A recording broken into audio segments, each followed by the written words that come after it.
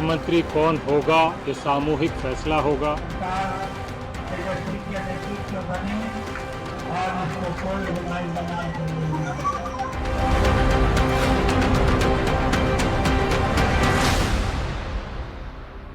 नमस्कार, सुबह के 10 बजने को है, वक्त हो चला है अपना बिहार का। मैं हूं शुभी मिश्रा आपके साथ। और बिहार में अभी चुनावी बिगुल बजा भी नहीं है और महागठबंधन में मुख्यमंत्री के चेहरे पर लड़ाई छिड़ गई है।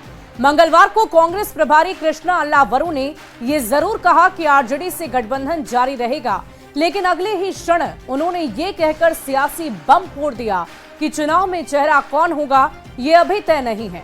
जब साथ बैठेंगे तब सोचेंगे।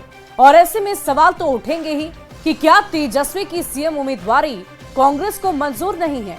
क्या कांग्रेस बिना सीएम फेस के चुनावी मैदान में उतरेगी? मुख्यमंत्री कौन होगा ये सामूहिक फैसला होगा। तेजस्वी के नेतृत्व बने और इसको कोई बुराई बनाए नहीं।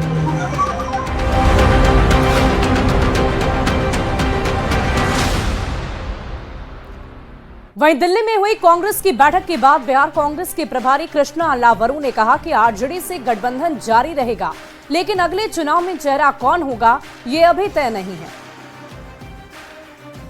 मुख्यमंत्री कौन होगा ये सामूहिक फैसला होगा, उस पर अभी कोई टिप्पणी देना उचित नहीं रहेगा।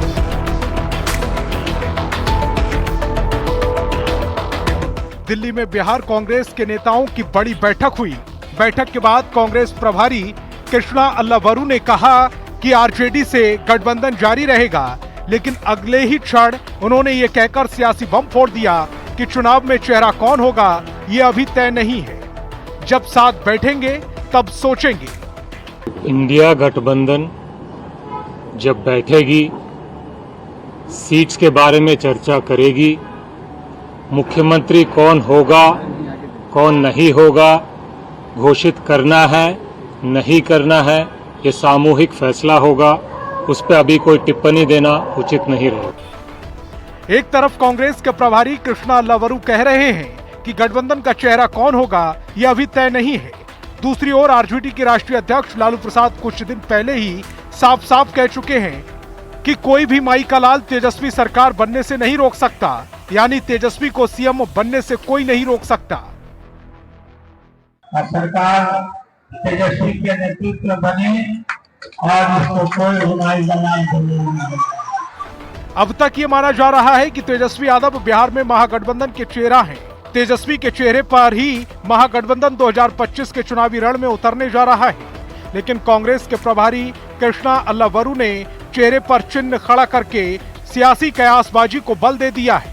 सवाल ये है कि क्या कांग्रेस लालू प्रसाद को चैलेंज कर रही है? क्या बेटे को सीएम बनाने के सपने में रोड़ा बनेगी कांग्रेस? न्यूज़ 18 के लिए दिल्ली से अमितेश सिंह के साथ ब्यूरो रिपोर्ट। और देखिए, विधानसभा चुनाव 2020 में कांग्रेस का क्या स्ट्राइक रेट रहा है और क्या रणनीति इस बार के विधानसभा चुनाव को लेकर जो कांग्रेस बना रही है वो सही है या नहीं, वो इस स्ट्राइक रेट से हम माप सकते हैं।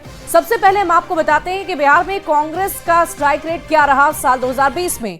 तो देखिए, बिहार में कांग्रेस 70 सीटों पर साल 2020 में लड़ाई लड़ी थी, चुनावी रणभूमि में उतरी थी और बिहार में 19 सीटों पर जीत हासिल की। कांग्रेस का स्ट्राइक रेट लगभग 27.14% तक रहा। और इसके साथ साथ राष्ट्रीय जनता दल का क्या स्ट्राइक रेट रहा है वो भी हम आपको बताएंगे।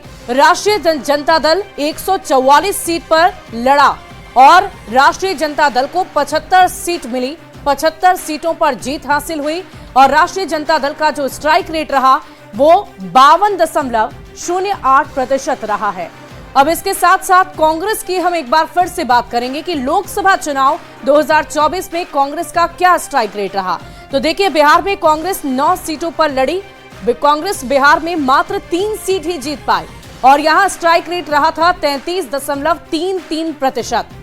यानी कि आप स्ट्राइक रेट समझ सकते हैं कि कांग्रेस का आरजेडी से कम रहा है। और देखिए, बढ़ते आगे लोकसभा चुनाव में राष्ट्रीय जनता दल का क्या स्ट्राइक रेट रहा वो भी हम आपको बताते हैं। राष्ट्रीय जनता दल 23 सीटों पर चुनाव लड़ा और आरजेडी की मात्र 4 सीटें रही। जीत हासिल हुई और स्ट्राइक रेट 17.39% रहा। तो राष्ट्रीय जनता दल का जो स्ट्राइक रेट रहा वो हम आपको बता रहे हैं, और कांग्रेस का जो लोकसभा चुनाव में स्ट्राइक रेट रहा वो राष्ट्रीय जनता दल से ज्यादा नजर आया, 33.33%। वहीं विधानसभा चुनाव की हम बार बार बात करेंगे क्योंकि अभी कुछ ही दिनों में विधानसभा चुनाव होने हैं। तो देखिए 70 सीटों पर कांग्रेस लड़ी थी और 27.14% स्ट्राइक रेट रहा था और 19 सीटें कांग्रेस बिहार में जीती थी। वहीं अगर राष्ट्रीय जनता दल की बात करें तो राष्ट्रीय जनता दल ने और भी ज्यादा सीटें जीती, और इससे हम आकलन कर सकते हैं कि कैसे इस बार की चुनावी रणनीति इन दोनों ही पार्टियों की तरफ से बनाई जा रही है। और देखिए अब कांग्रेस प्रभारी कृष्णा अल्लावरू के बयान को हम समझाएंगे क्योंकि उन्होंने जो बयान दिया उससे सियासी बम फूट चुका है। दिल्ली में आज बिहार कांग्रेस की बहुत बड़ी बैठक हुई और बैठक के बाद बिहार कांग्रेस के प्रभारी कृष्णा अल्लावरू ने कहा कि बिहार में महागठबंधन का चेहरा कौन होगा ये तय नहीं। उन्होंने जोर देकर यह भी कहा कि सीएम का चेहरा मिल बैठकर तय करेंगे, यानी बिहार में महागठबंधन की ओर से तेजस्वी ही सीएम फेस होंगे, अभी ये तय नहीं है। अल्लावरू ने जिस ढंग से कहा कि महागठबंधन का चेहरा अभी तय नहीं, उससे ये बात भी निकल कर आती है कि कांग्रेस क्या बिना चेहरे के चुनावी रणभूमि में उतरेगी। वहीं अल्लावरू का बयान इसलिए काफी बड़ा हो गया है क्योंकि बिहार के महागठबंधन में आरजेडी हमेशा से बड़े भाई की भूमिका में रहा है और आरजेडी के सबसे बड़े नेता हैं लालू प्रसाद, जो पार्टी के राष्ट्रीय अध्यक्ष हैं। और हाल ही में लालू प्रसाद ने यह साफ साफ कहा था कि कोई भी माई का लाल तेजस्वी सरकार बनने से रोक नहीं सकता, यानी कि तेजस्वी यादव को सीएम बनने से नहीं रोक सकता।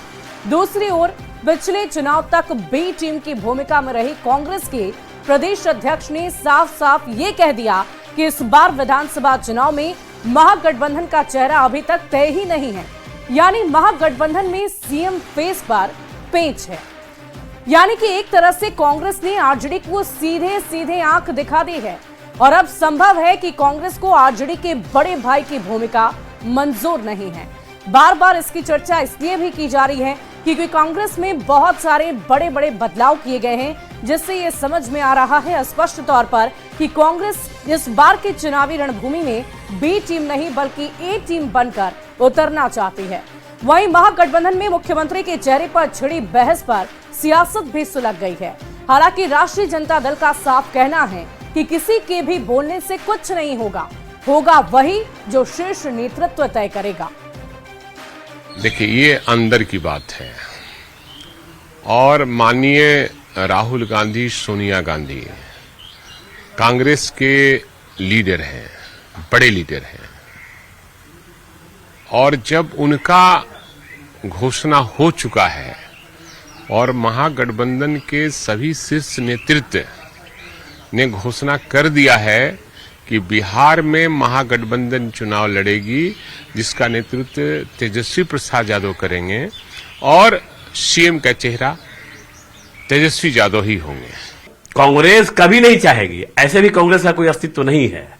ये लोग आपस में नहीं लड़ेगा आपस में मिलके, तो कोई पूछने वाला है जी? ये कहीं कुछ आएगा, लोग कहीं कुछ नहीं है, सबका सुपड़ा साफ होने वाला है और ये सब स्वार्थ के लिए लड़ रहा है। कहीं कुछ न किसी का विजन है, न किसी की बिहार की चिंता है। देखिए, कांग्रेस के पास पिछलग्गू बनने के अलावा कोई चारा नहीं। कोई भी प्रभारी हो, कोई भी प्रदेश अध्यक्ष हो और कोई भी कुछ हो, ये शुरू से पिछले 20 सालों से कांग्रेस को एक पिछलग्गू पार्टी, राष्ट्रीय जनता दल का एक करप्ट पार्टी का बना रखा है और यही इनको करना है। और इसी बीच सियासी गलियारे से जुड़ी बड़ी खबर का रुख करेंगे। बिहार चुनाव को लेकर सियासत तेज। आज दिल्ली में एनडीए की बैठक, बीजेपी सांसद संजय जायसवाल के आवास 5 ताल कटोरा रोड पर यह बैठक आयोजित की गई है। बीजेपी अध्यक्ष जेपी नड्डा भी होंगे शामिल, संजय झा, जीतन राम मांझी भी शामिल होंगे, उपेंद्र कुशवाहा, चिराग पासवान भी शामिल होंगे।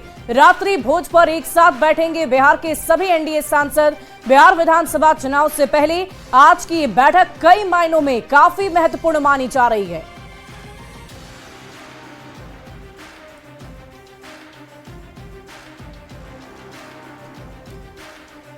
तो ये बड़ी खबर हमने आपको बताई, लेकिन इस पूरी खबर के अधिक जानकारी के साथ न्यूज 18 संवाददाता पटना से आनंद अमृतराज हमारे साथ जुड़ रहे हैं। आनंद, ये बहुत ही महत्वपूर्ण बैठक मानी जा रही है आज की, और एनडीए के तमाम घटक दल के सांसद आज इस बैठक में शामिल होंगे।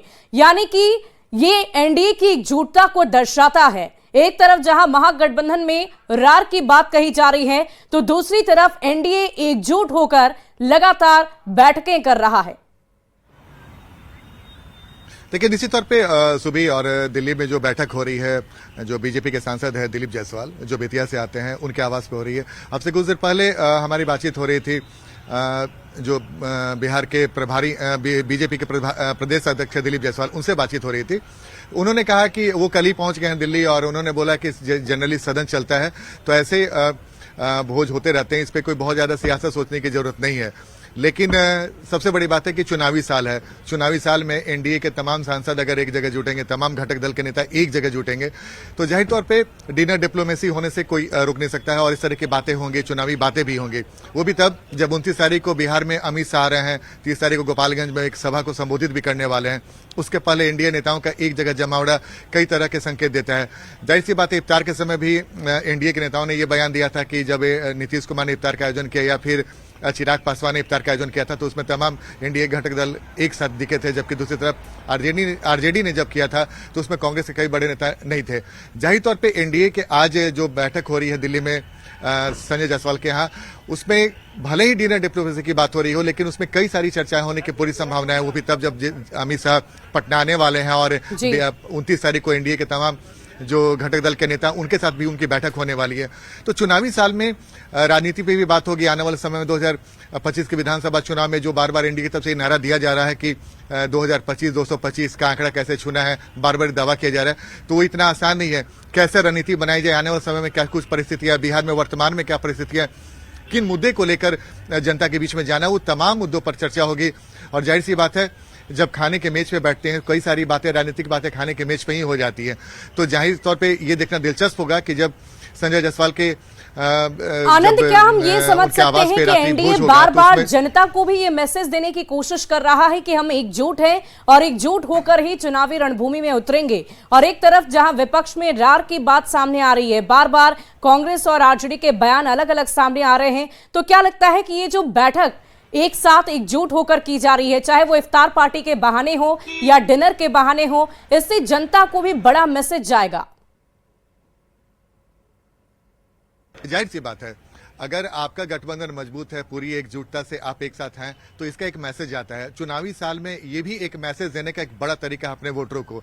एनडीए की तरफ से लगातार ये कोशिश की जा रही है कि जब भी एनडीए की तरफ से कोई आयोजन होता है, एनडीए के तमाम घटक दल के जो बड़े नेता हैं वो एक साथ एक मंच पे दिख जाते हैं। जैसे कि मैंने आपको बताया, इफ्तार का आयोजन है या फिर आज डिनर डिप्लोमेसी जो संजय जायसवाल के घर पे हो रहा है। जी चलिए, बहुत बहुत शुक्रिया आनंद हमारे साथ जुड़ने के लिए, तमाम जानकारी के लिए। तो आज का दिन बहुत ही महत्वपूर्ण, एनडीए की तरफ से एक डिनर आयोजित किया गया है और इस डिनर में एनडीए के तमाम बड़े सांसद वहां पर जुटेंगे और चुनावी रणनीति पर आगे चर्चा की जाएगी। बढ़ते आगे, राजधानी पटना में अब हाईटेक तरीके से पोस्टर लगाकर विरोधियों पर निशाना साधा जा रहा है। पोस्टर किसने लगाया है, इसकी आधिकारिक जानकारी नहीं है। पोस्टर में लालू राबड़ी काल के शासनकाल को दर्शाया गया है, साथ ही उनके काल में क्या कुछ हुआ था उसके बारे में भी स्कैनर के जरिए पूरी जानकारी दी गई है। बिहार की सियासत में पोस्टर वार जारी है और पटना में एक पोस्टर लगाया गया है जो लोगों के आकर्षण का केंद्र बना हुआ है और किसने लगाया ये जानकारी नहीं है, लेकिन इसमें जो बातें लिखी गई है बहुत इंपॉर्टेंट है। और ठीक उसके नीचे जो स्कैनर है वो बहुत दिलचस्प है। उस पर लिखा गया है कि भूलेगा नहीं बिहार जंगल राज का अत्याचार, जो लगातार सत्ताधारी दल के लोग कहते आए हैं। और ठीक उसके नीचे जंगल राज के अत्याचार जाने के लिए स्कैन कर, और ठीक उसके बगल में स्कैनर भी है। जो तस्वीर हम आपको दिखा रहे हैं स्कैनर, आखिर इसके स्कैनर में करने से क्या कुछ आता है वो दिखाते हैं हम आपको। हमने स्कैन किया और इसमें आ गया भूलेगाबिहार.com और उसके बाद इस तरीके से आपके मोबाइल पे ये खुलते चला जाएगा। इसमें वीडियो भी बनाया गया है और वीडियो के जरिए भी बताने की कोशिश की गई है कि क्या कुछ था।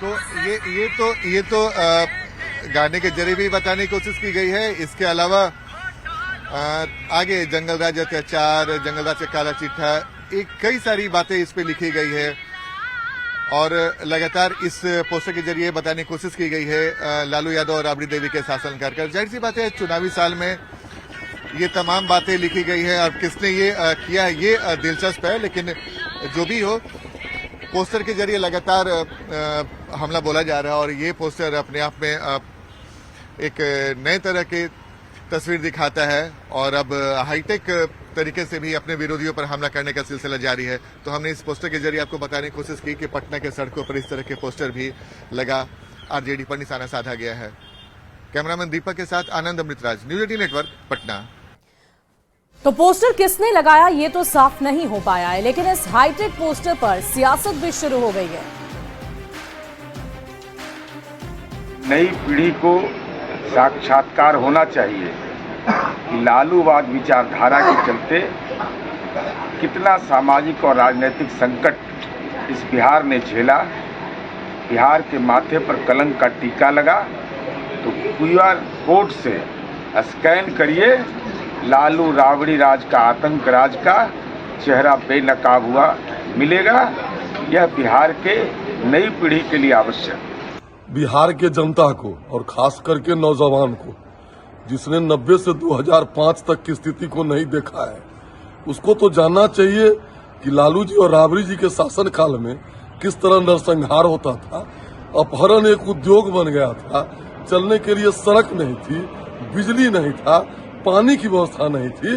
तो जिसने भी ये पोस्टर लगाया है साधुवाद का काम किया है। बिहार में राजनीति में के केंद्र बिंदु लालू जी हैं, किसी पार्टी को पचते नहीं है और लालू जी के ही नाम लेकर के सब लोग अपना राजनीतिक चमकाना चाहते हैं। लालू जी सत्ता से 20 साल से बाहर हैं, फिर भी लालू जी सदन से लेकर के सड़क तक ये भाजपा पार्टी जो है उन्हीं के नाम लेकर के जिंदा रहना चाहती है। वहीं 30 मार्च को केंद्रीय गृह मंत्री अमित शाह गोपालगंज का दौरा करेंगे और यहां पुलिस लाइन मैदान में एक बड़ी जनसभा करेंगे और इसी को लेकर बीजेपी कार्यकर्ताओं में खास उत्साह देखने को मिल रहा है। बिहार बीजेपी के प्रदेश अध्यक्ष डॉक्टर दिलीप जायसवाल ने कल कार्यक्रम स्थल का निरीक्षण किया और इससे पहले केंद्रीय गृह राज्य मंत्री नित्यानंद राय ने भी डीएम और एसपी के साथ जनसभा स्थल का जायजा लिया।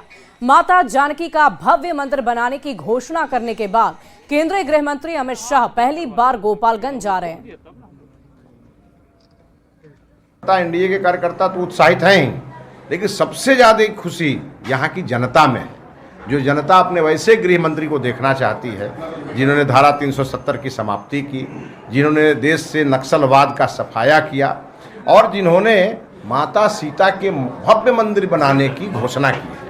कि माता सीता के भव्य मंदिर की घोषणा के बाद पहली बार वो बिहार आ रहे हैं तो गोपालगंज आ रहे हैं। 10 वर्षों के बाद गृह मंत्री जी का गोपालगंज में शुभागमन हो रहा है।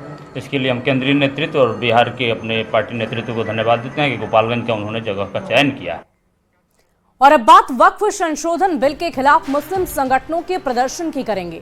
पटना के गर्दनी बाग में 11 बजे से कई मुस्लिम संगठन वक्फ संशोधन बिल के खिलाफ विरोध प्रदर्शन करेंगे और इनका यह आरोप है कि इस बिल के सहारे केंद्र सरकार मुस्लिमों के हित का हनन कर रही है। इमारती शरिया सहित कई मुस्लिम संगठन के लोग इसमें शामिल होंगे। तो वक्फ संशोधन बिल के खिलाफ आज विरोध प्रदर्शन देखा जाएगा। गर्दनी बाग में 11 बजे से विरोध प्रदर्शन करने के लिए वहां पर तमाम मुस्लिम संगठनों के लोग मौजूद रहेंगे। कई मुस्लिम संगठन मिलकर विरोध जता रहे हैं। और इसी बीच मुजफ्फरपुर से बड़ी खबर आ रही है। स्कूल बस बेकाबू होकर गड्ढे में पलट गई है। नरियाड नवादा NH 27 की यह घटना है और कई स्कूली बच्चों को चोट आ गई। अस्पताल में सभी का इलाज कराया जा रहा है। बस में सवार थे लगभग 30 से भी ज्यादा बच्चे और सभी बच्चों की हालत फिलहाल खतरे से बाहर है। इस वक्त की बड़ी खबर मुजफ्फरपुर से आपको बता रहे हैं, जहां सड़क दुर्घटना में एक स्कूल बस बेकाबू होकर गड्ढे में पलट गई। नरियाड नवादा NH 27 के पास ये घटना हुई। और अगली खबर भी मुजफ्फरपुर से है, जहां मंगलवार को फाइनेंस ऑफिस में सायरन बजने से लूट की वारदात टल गई। 3 लुटेरों ने फाइनेंस ऑफिस के कर्मचारियों को बंधक बना लिया और तभी सायरन बज गया। सायरन बजते ही लुटेरे भाग गए। लुटेरों को पहुंचने से लेकर उनके भागने तक की घटना सीसीटीवी कैमरे में कैद हो गई। पुलिस सीसीटीवी में कैद फुटेज के आधार पर लुटेरों की पहचान कर रही है और अभी तक किसी की भी गिरफ्तारी नहीं हुई है। और इस वक्त की बड़ी खबर का रुख करेंगे। टीआरई 3 अभ्यर्थियों ने पोस्टिंग की उठाई मांग। शिक्षा मंत्री और सीएम नीतीश को लगातार लिख रहे पत्र। स्कूल आवंटन के साथ 1 अप्रैल से ज्वाइनिंग की मांग। पीजीटी 6 विषय डाउटफुल और नॉट रिक्वायर्ड वालों ने भी मांग की है। 31 मार्च तक बचे हुए को ज्वाइनिंग लेटर मिले। स्कूल आवंटन और ज्वाइनिंग नहीं होने से ये सभी नाराज हैं और 5 अप्रैल तक पोस्टिंग नहीं होने पर अभ्यर्थी आंदोलन करेंगे। 9 मार्च को ही 90% को नियुक्ति पत्र मिला था। और फिलहाल इस बुलेटिन में अभी के लिए बस इतना ही। एक नजर इस वक्त की हेडलाइंस पर।